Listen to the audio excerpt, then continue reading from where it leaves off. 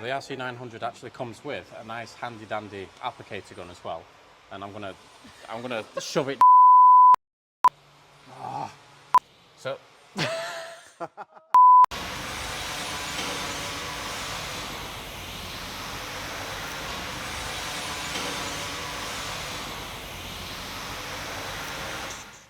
Hi guys, welcome back to the channel. I'm Steve from Dinitrol UK and I am joined by no other than Ryan from Yorkshire Car Restoration.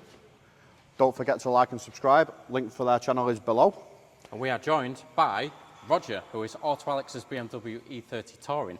Now we've probably maybe 15, 16 episodes on this car. We've done a lot of fabrication on this car, and I've brought the guys from Dinitrol in to try and sort of like protect it and make sure it doesn't rust again.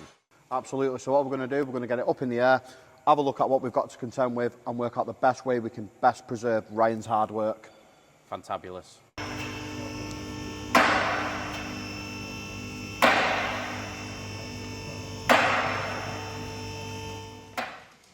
So we've got Roger up in the air now so we can see what's going on underneath it, and Ryan's going to give us a run through what he's done so far. Yeah, so fabrication wise on the E30, we've actually done a lot of fabrication on the typical areas for the E30. So that's this corner here, these corners, the inner arches, also the rear arches and the rear sills as well, those inner sills. And that's where RC900 comes in as well, because we've used an awful lot of this on Roger. So just a quick overview of RC900. It is a rust converter spray which penetrates 7 to 10 times deeper than conventional rust converters. Once it soaks in, grabs a hold of the rust, it then forms an epoxy layer over the top. It's a great product.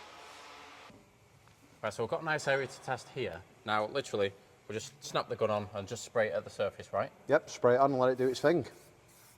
So this has a bit of a reaction, it turns it black, does it? Yeah, so once it starts to react, and it'll only react with the iron oxide in the rust. Yeah. And when it reacts, it'll start to turn it black, so you can see it's actually doing its job. Once it goes black and shiny, you know it's done its job. And that's like an epoxy coating, is it? It gives you an epoxy coating at the end of it, and it takes 12 to 24 hours to dry. So do I need to do anything with that epoxy coating, or can I just literally go over it with the undercoating? You can paint straight over it with undercoating. I like to just give it a little bit of an etch, just to give it a key way to grab right into. So after we've converted all the rust we need to convert with the RC900, we're going to move on to the wheel arches, in which we're going to use 445, which is our plastic-based stone chip. So as you can see, there is a level of stone chip in these wheel arches, which has started to go thin in areas.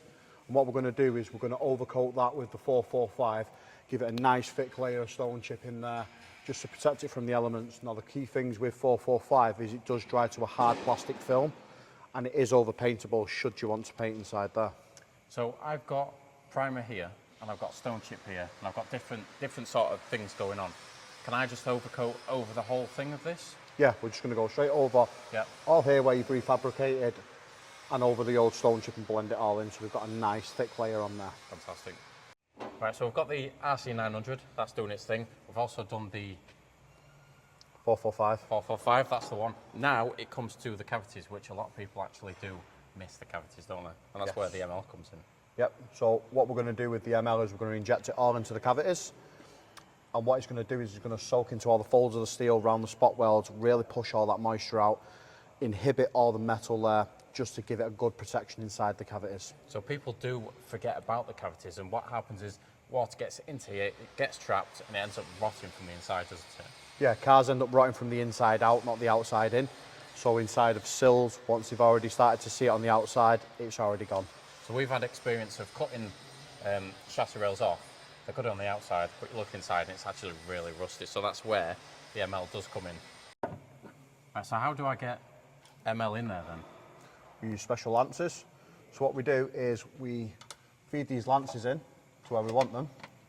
Start spraying the ML through, feed it out, feed it out, feed it out. Send it all through all the cavities. We've got a nice 360 nozzle on there, so it gives a nice fan and pumps it full of cavity wax. So that'll literally coat the entire cavity in there as well? Yep, coats it all the way around as we feed it all through and gets us a nice thick layer of wax in there. Right, here we have a typical rusty patch on an E30, right? So there's a lot of weld marks around here, and also I've had to take some seam sealer off of here as well. Now, this is where your 700 comes in, seam sealer? Yeah, so the 700 is an MS polymer seam sealer. You can spray it using the spray gun. And that's a perfect product to be using all around these wells, just to seal all these wells back to how they was from factory. Fantastic. Right, so we've got our seam sealer done. Now, this car has been ice blasted underneath, so it's all nice and clean, but usually they aren't, are they?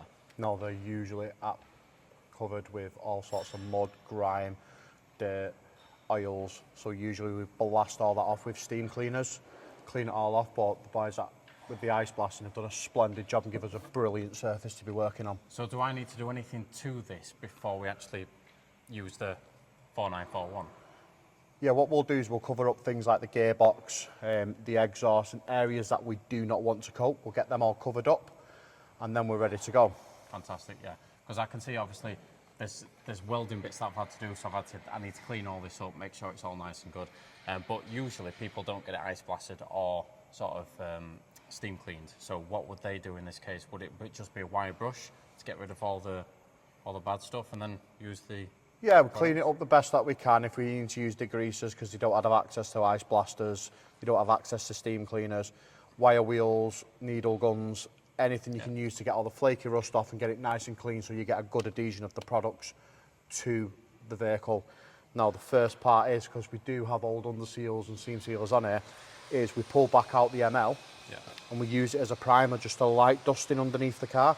What it does is it softens all these sealants up and promotes the adhesion of the 4941 to the vehicle. Fantastic. So this 4941, you've actually brought along this beast of a gun as well.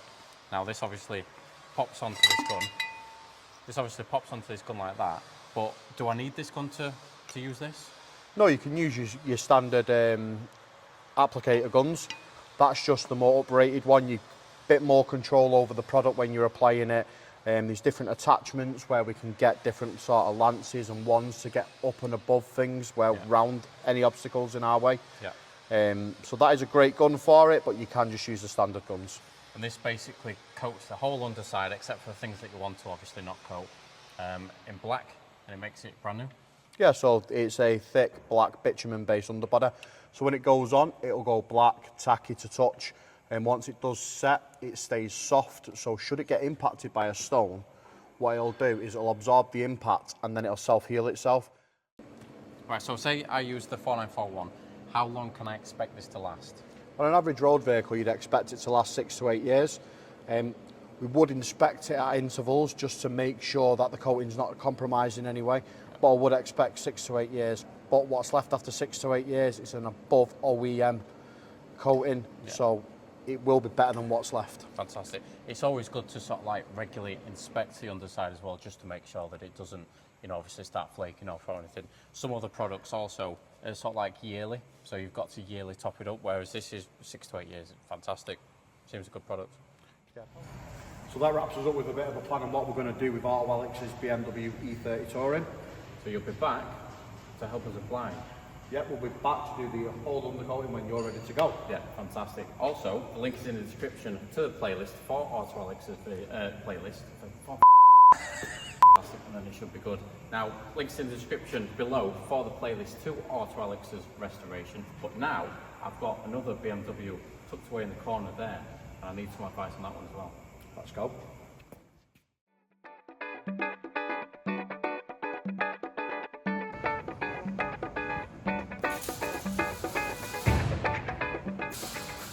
Right, so this is the E30 Baur. It's quite a rare car actually because it's got the Baur roof on it. Now, don't slate me too much because it's still a work in progress.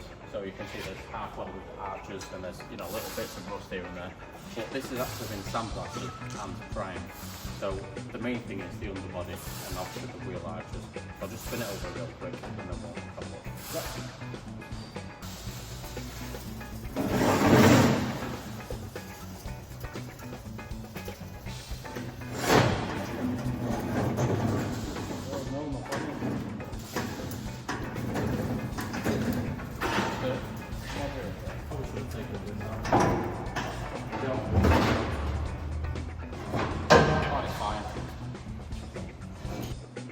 Right, so I spun the E30 round, and I mean, this is what we're left with.